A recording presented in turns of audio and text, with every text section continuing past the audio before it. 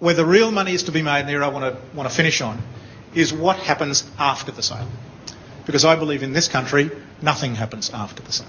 For example, I have run hundreds of seminars like this in hotels and venues like this in every state and territory of this country. I have never received a thank you card from a hotel in my career, right? I know they can write. I've received mail from hotels that I'm sure you've got. Will you please return the minibar and its contents next time you're on the Gold Coast? I've all got mail like that. But no hotel has ever thanked me for speaking in their venue. Why should they? I get companies and associations saying to me regularly, we're taking 200 people up to Queensland for a conference. You've spoken at all the places up there. Where do you recommend we hold the conference? And I won't. I believe that referral business comes from what I get that I don't pay for, not what I get that I pay for. If I go to Coolum or Sanctuary Cove or here and get great service, damn it, the client's paying for that. It's what they do to exceed my expectations that's going to tell others about me. And believe me, in most cases, they do nothing.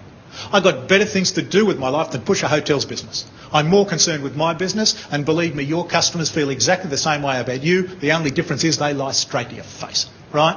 And they don't lie out of malice. They have a terrific shopping experience and deal with a human being who looks after them, and they say, oh, you guys are wonderful. I'm going to tell everybody at my bowling club to come and shop here. Ah, crap. They're lying through their teeth, right?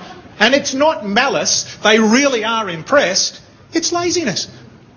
Like everybody else in this country, when they're after doing the shopping, they go back to work, they've got an in tray this high and 200 emails to return. Every one of them more important in their life than making Drake Food Market successful. I don't know about you, I'm still getting 20 emails a day trying to flog me Viagra over the internet, you know what I mean, that I've got to delete before I start work, which actually wouldn't bother me too much, except I did a computer trace, and they're coming from my wife. Anyway, so if we wish to generate loyalty and, more importantly, referral business, we have to work incredibly hard to make it easy for them to do so, or they're just not going to do it. And the best example of how to do it came when I was doing a workshop in the IT industry in the early 90s. A lady told me a great story. She said she was test driving a Lexus. While test driving the car, the salesperson asked her a lot of questions, relevant, irrelevant. One of them was, what type of music do you like? She didn't give it any more thought till she took delivery of the car. Sitting on the front seat of the car were $200 worth of CDs in her favourite music. It was about 6 months after she bought the car we did the workshop, and I asked her, how many people have you told about the CDs in the last 6 months? And she said, oh, about 100. I said, how many people you told about the car? Very interesting reply. She said, no one initially, but every person I told about the CDs wanted to know what car it was. And I told 100 people how happy I was with my Lexus and where I bought it. I put it to you, we're all flogging Lexuses metaphorically.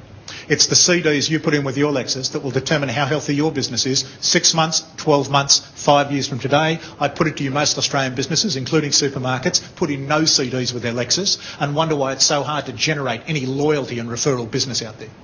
There are two laws of human behaviour, forget marketing. There are two laws of human behaviour that cause this to work.